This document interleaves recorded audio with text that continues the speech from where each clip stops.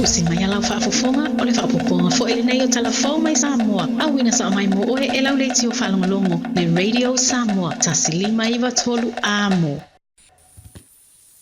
Whailoa ile nei asu fau whatalo whelo tātu o tino o tala taulongolongo mai Samoa. Ile tuana i o le whaaso talu na tula i mai le whaavalawe tau ta vale. I se vaengo le ala tere le mafa pāsa ma mōri ai e leo leo. Le minstau le tanga aluenga o ala manuia, pisi nisi maleipa. O leo wa whailo le te tai o le malo le fionga le te mai te ipāne mia.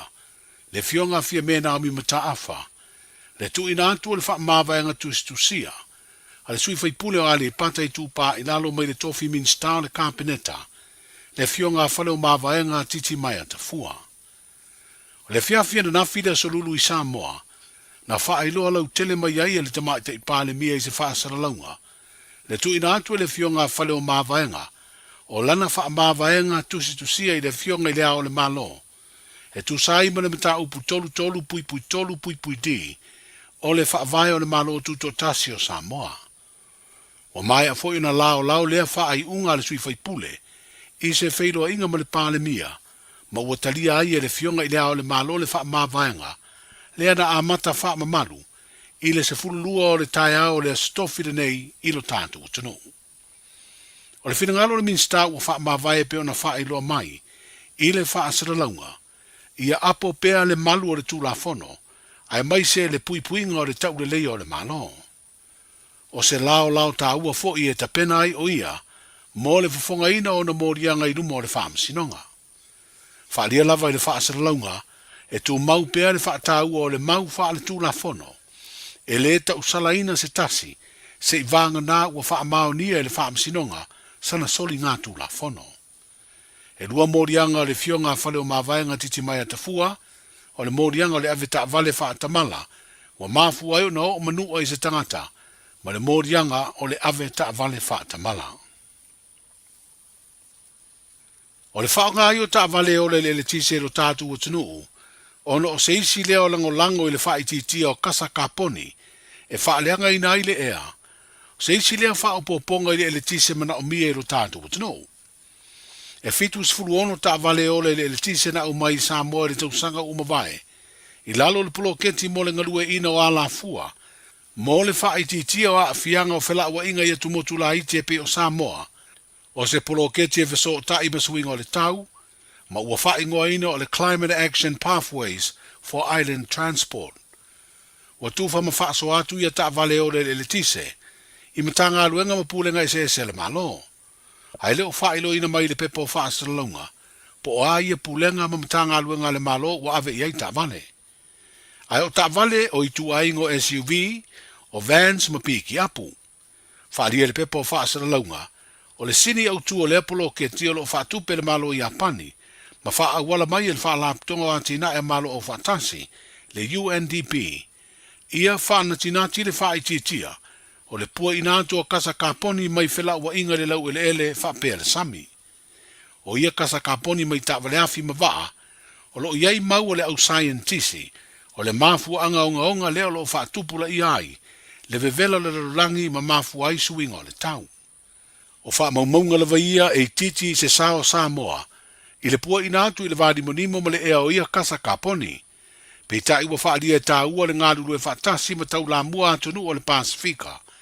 I le wha ititi o ia kasa o lo pua inatu, i le o sone o le larolangi. E pe ona si le fia o wha le tonu wa fia ile o unanga le tise upolu, o le maua lunga leo le tūlanga mana o mio le tise, ai ua iai wha le tonu nisi fo i afi ma waia malolosi, i lalo le ele.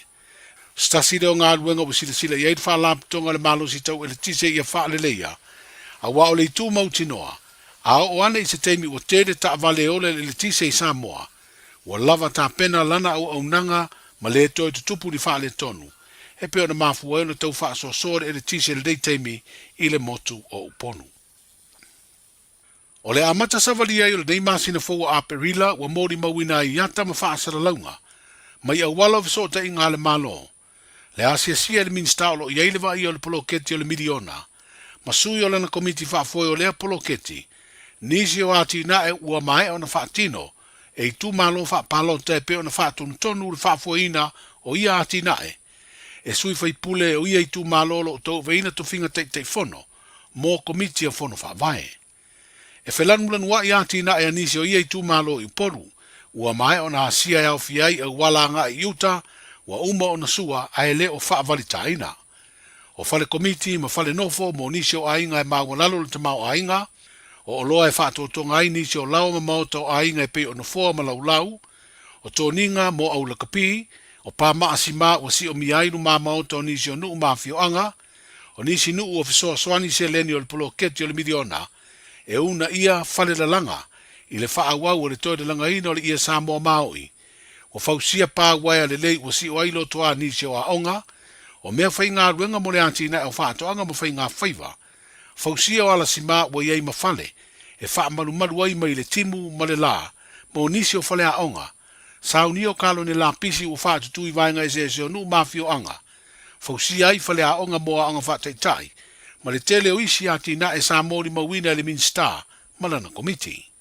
Au whanga solo i rea se singa, o le astunga fua asau o whaatulanga, e wha matu uai vai ngā tupe o le miliona lona toru, mo nisi o i tu malo e au fiai lo to whanga, ngā ngai fo maunga mua, sanga ngā wha, va au fono tima i tu malo o whale atalua, whale aliri lua, mano a maa lua.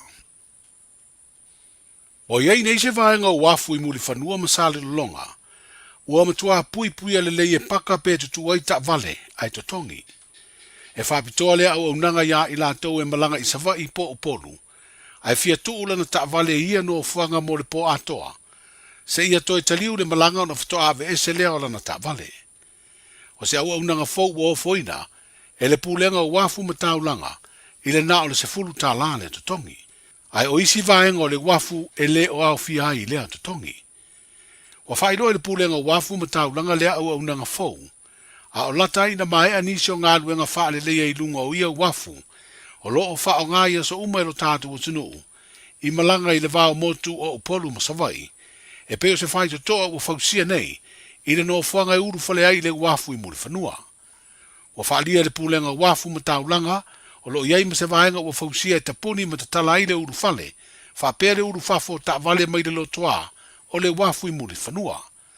O se whainga e whaatonu tonu le le eita vale, i teimi o le mana vau ngā luenga.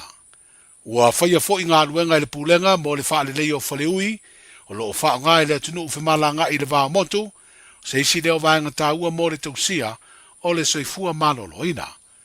Ua lata ina mai a ia ngā luenga, ai o se tasi leo tau mawhainga le pulenga wafu mataulanga, ua tu i eile va ia ma le puleo tātou wafu umai le tunu. O ke topo le tausanga e lua afe lua, na whaia eile wha ai unga le malo, e tuu i lea pulenga le vaia o tātou wafu. Manuia le nei a soifua whanga mga aduenga soifua.